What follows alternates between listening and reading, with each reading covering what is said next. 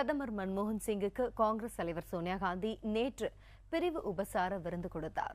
இந்த நிகழ்ச்சியில் பிரதமருக்கும் அவரது மனைவி குர்சரன் கவுருக்கும் சோனியா காந்தி நினைவு பரிசு வழங்கினார். இந்த விருந்து நிகழ்ச்சியில் மத்திய அமைச்சர்கள், காங்கிரஸ் கட்சி நிர்வாகிகள் உள்ளிட்டோர் கலந்து கொண்டனர். மக்களவைத் தேர்தல் முடிவுகள் நாளை வெளியாக உள்ள நிலையில் இந்த பிரிவு உபசார விருந்து நிகழ்ச்சி நடத்தப்பட்டது. எனினும் இந்த விருந்தில் காங்கிரஸ் துணைத் தலைவர் ராகுல் காந்தி கலந்து கொள்ளவில்லை. பிரிவு உபசார விருந்தன்று டெல்லியில் இருக்க மாட்டார் என்பதால் கடந்த 10ஆம் தேதியே பிரதமரை சந்தித்து ராகுல் காந்தி வாழ்த்து தெரிவித்துவிட்டதாக காங்கிரஸ் வட்டாரங்கள் தெரிவித்துள்ளன.